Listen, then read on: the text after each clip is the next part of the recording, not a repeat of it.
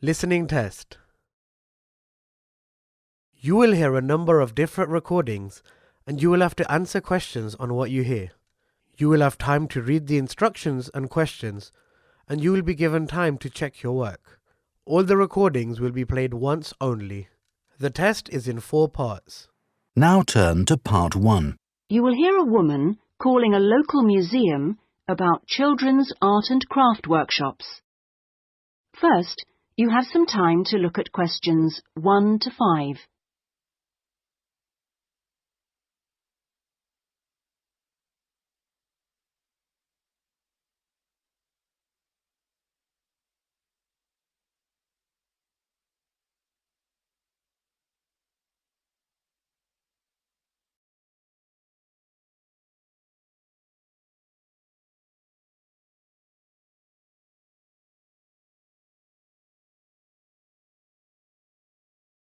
Now we shall begin. You should answer the questions as you listen, because you will not hear the recording a second time. Listen carefully and answer questions 1 to 5. Good morning, Sidmouth Museum. Can I help you? Oh, yes. Good morning. I'm interested in the children's workshops, and I'd like a little more information, please. Do you mean the art and craft workshops? Yes, a friend of a friend mentioned them. The children do painting and make models and so forth. Yes, of course. Where to begin? First of all, as you probably know, they run every Saturday. Fine. And what about ages? Well, all ages from 5 upwards are welcome, though we do ask that children below 8 years of age are accompanied by an adult. Fine. That wouldn't be a problem. What about cost? Well, I think you'll find them very reasonable. It's £2.50 a child, with 80 pence off for 2 or more children from the same family. Oh, yes. Very reasonable. And are they held in the main museum? Not exactly. They're nearby. Could you give me the full address? I don't know the area very well. Yes, it's Winter House. Right. And that's in Tamer Street. Could you spell that, please? Yes, Tamer Street. Lovely. And I do need to tell you that there's a security entrance, so you need to press the green button for someone to let you in. Don't press the red button, please. But don't worry, it's all clearly labelled. Okay. And one more question. Is parking available nearby? We're driving in from out of town. Your best bet is to leave your car at the back of the library. On a Saturday morning, there are plenty of spaces there. It's right next door to the museum. And can I ask about booking places? Yes, and I must tell you, you really should book by calling the education department here. Oh, I'm sorry. Should I have rung them instead of the main museum number? No, that's fine this time. Please don't worry. But for future reference, I'll give you the direct number. It's 200-765. Great. I've got that. Before you hear the rest of the conversation, you have some time to look at questions 6 to 10.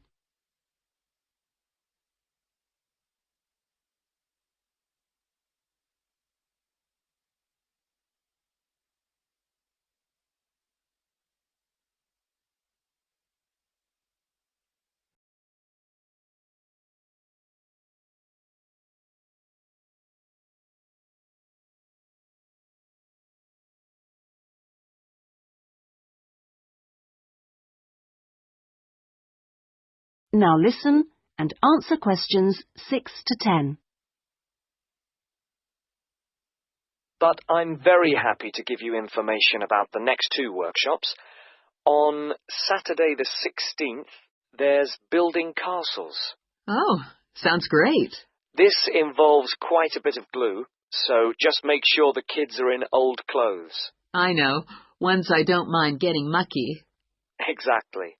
And if possible, could you bring along bottle tops, which the children might be able to use in the models, as decoration?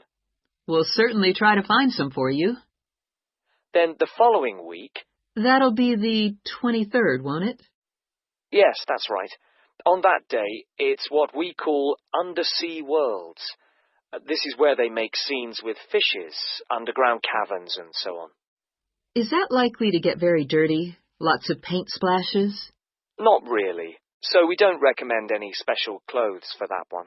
But if you could search out some silver paper to bring along to use in the sessions, it's shiny, it looks like water, that'd be great. Yes, of course. We'll see what we can come up with. Well, thank you ever so much for all your help. The sessions sound really good, and I'll certainly book up for the next 2. Lovely.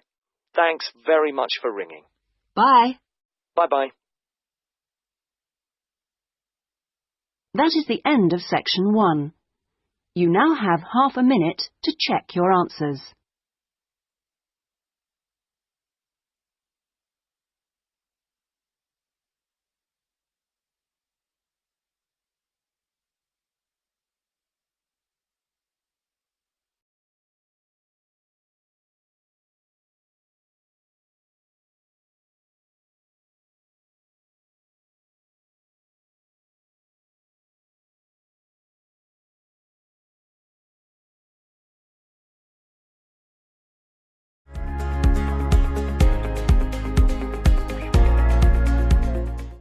Part 2.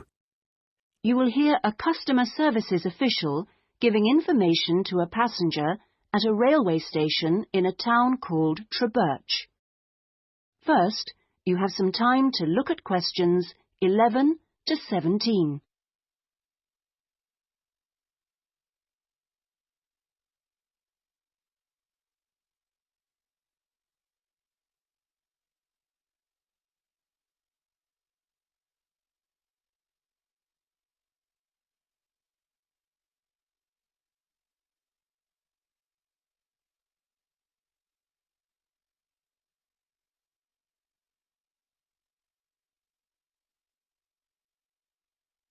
Now listen carefully and answer questions 11 to 17.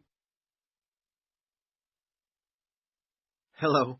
My family and I are staying here in Trebirch for a week or 2, and we wanted to know about the train services.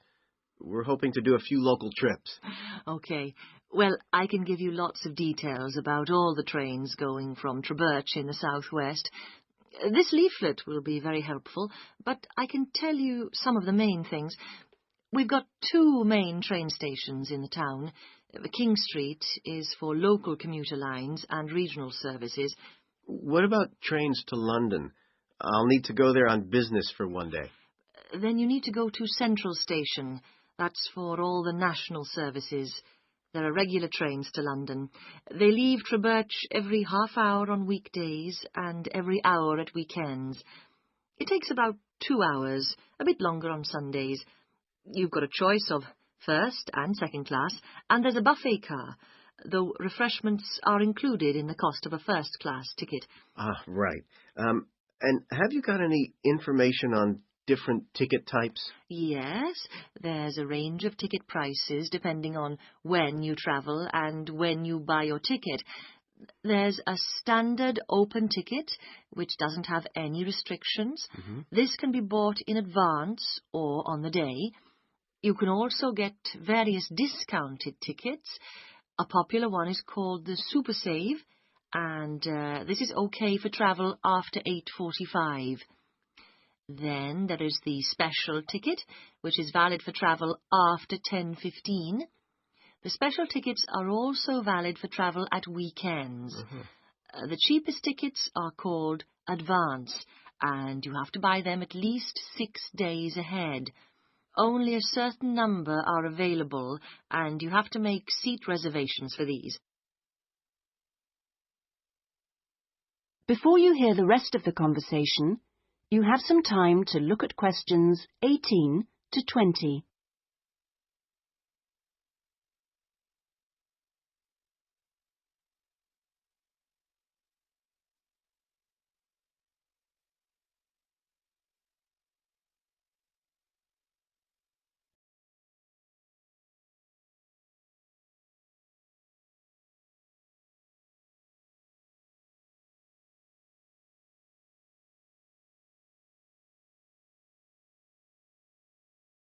Now listen and answer questions 18 to 20.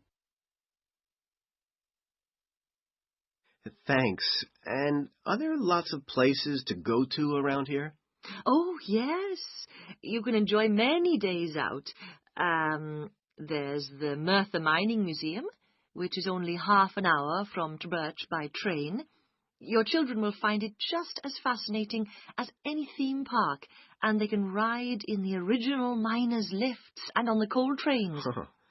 There are special excursion tickets which include entrance fees. Mainline trains also offer direct services to Bristol, where you can visit the docks or spend a great day out with the children in the zoo, which is set in the parkland that used to surround the old castle.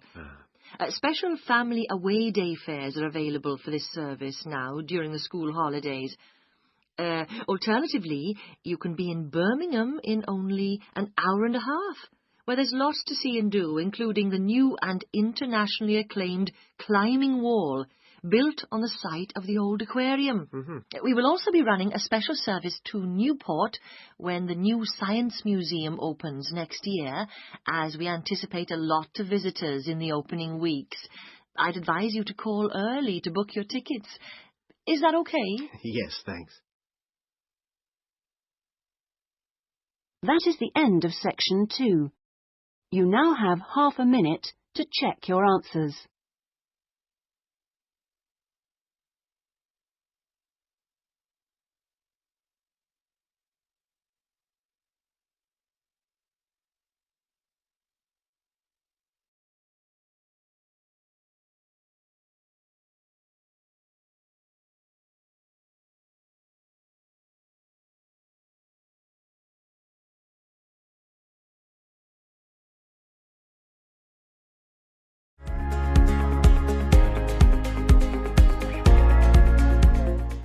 Part 3. You will hear a discussion between a tutor and an education student called Sandy about the student's dissertation. First, you have some time to look at questions 21 to 25.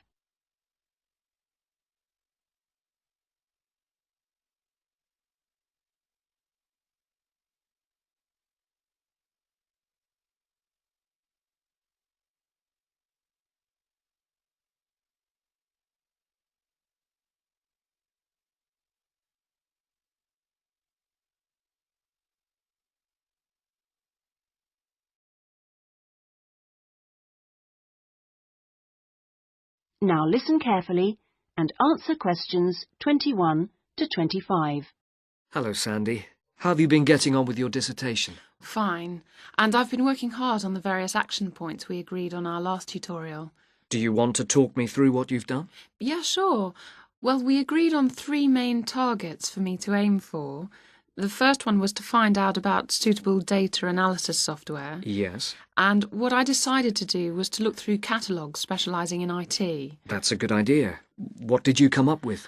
I found the names of 2 promising ones. Right. But I also thought it'd be worthwhile talking to a lecturer. Oh, right. Who did you see? Jane Prince. Do you know her? She's in the computer centre? Yes, of course. She's the new head. Yes, well, she was very helpful. Oh, that's good. Did she suggest anything in particular? Yeah, she recommended software called VVAT and said I should book up for a couple of practice sessions using VVAT. Great. I'm sure you'll find them useful. And, of course, the second target was to draw up a survey checklist, which Yes, you emailed me it last week. Have you had a chance to look? Of course. I think it's good. Very much on the right lines.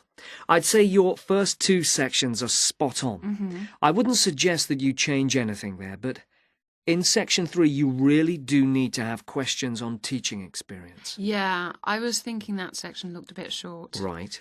And my third target was do further reading on discipline. Oh, yes. I mentioned a couple of writers, didn't I? Yes, well, I got hold of the Banerjee, and I thought that was excellent, but I'm afraid I didn't manage to get hold of the essays about classroom management. You know, the ones by Simon Erickson. The bookshop said it was out of print, and the library doesn't have a copy. Oh, right. And I'm afraid I've lent my copy to another student. What I suggest you do is try the library again. This time apply for it through the service called Special Loans. Have you done that before? You're entitled to 6 books a year. Yes, no problem. That's what I'll do. So, lots of useful work done. Before you hear the rest of the conversation, you have some time to look at questions 26 to 30.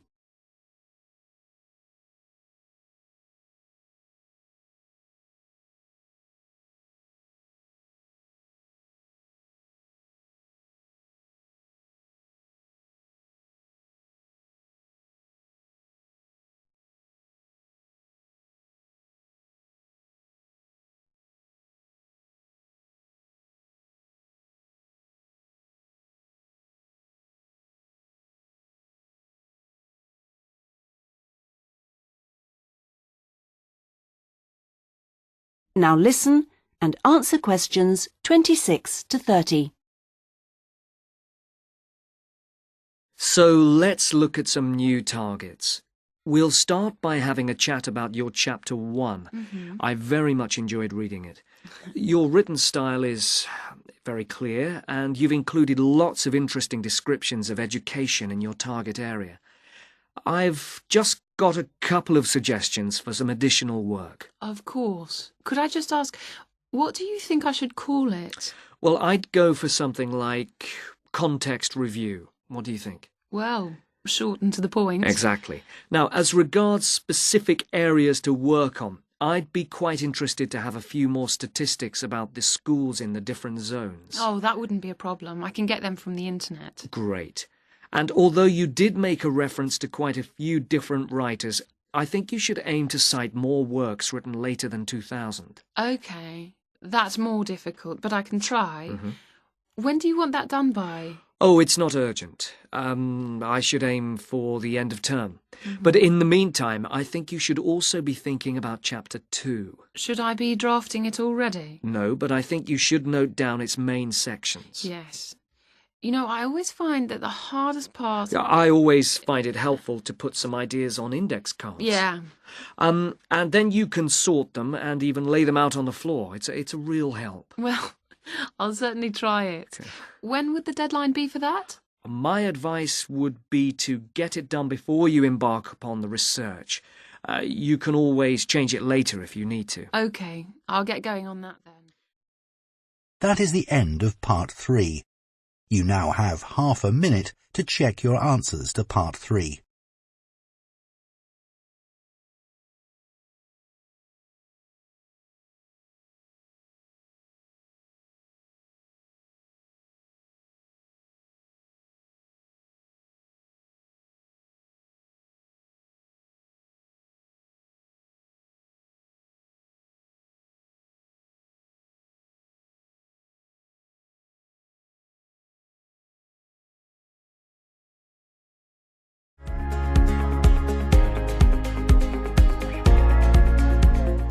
Part 4.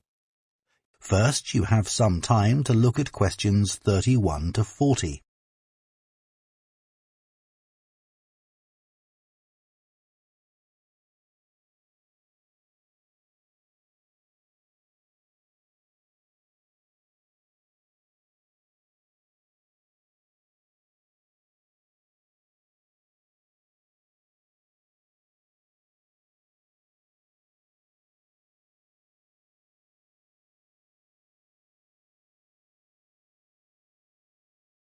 Now listen carefully and answer questions 31 to 40.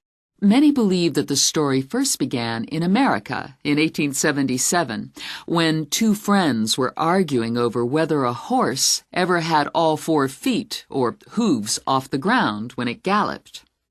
To settle the bet, a photographer was asked to photograph a horse galloping, and the bet was settled because you could see that all the hooves were off the ground in some of the photos.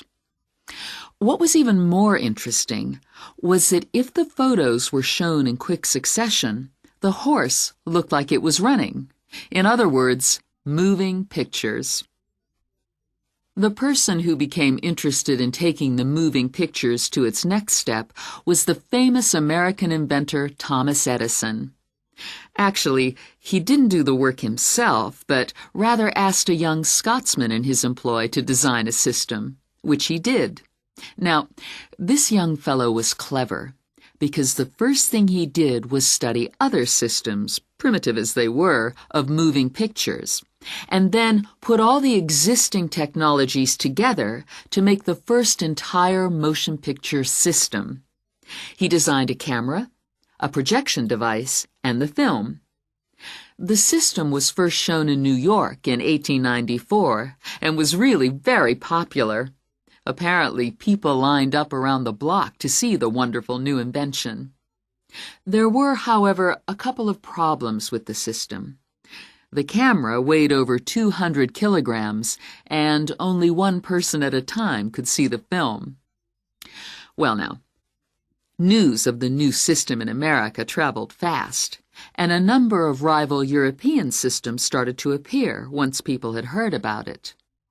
The single problem with all the systems was they couldn't really project the film onto a screen, so more than one person could see it. Then, in 1895, 3 systems were all developed, more or less at the same time and independently of each other.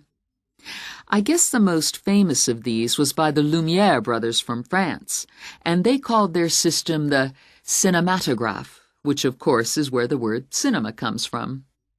There were also 2 brothers in Germany who developed a successful system, and they called it a bioscope.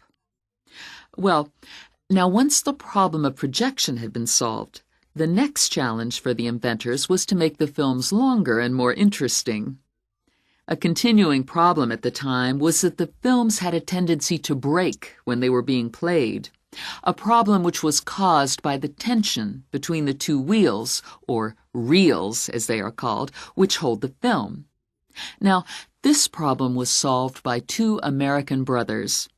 They developed the Lantham loop, which was the simple addition of a 3rd reel between the 2 main reels, and this took all the tension away, with the result that the film stopped snapping.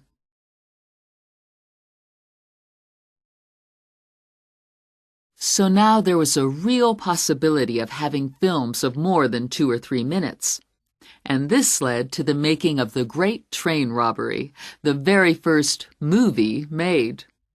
It only lasted 11 minutes, but was an absolute sensation, and there were cases of people watching the movie and actually fainting when the character fired a gun at the camera. Almost overnight, movies became a craze, and by 1905, people in America were lining up to see movies in store theaters, as they were called then.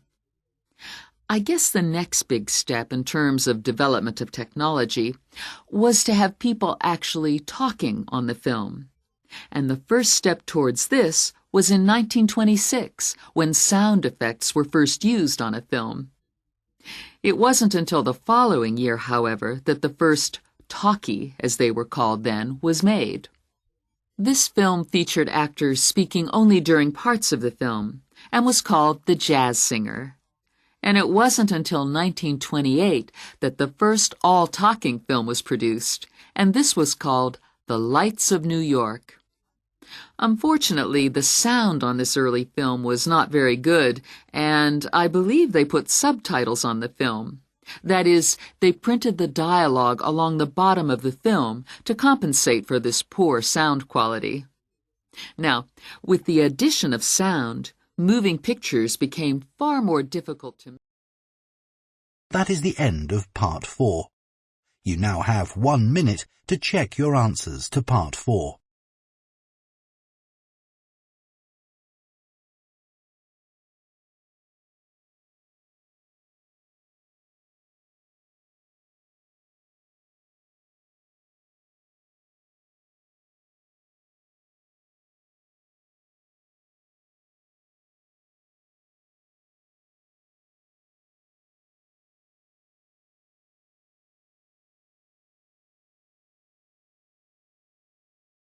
That is the end of the listening test.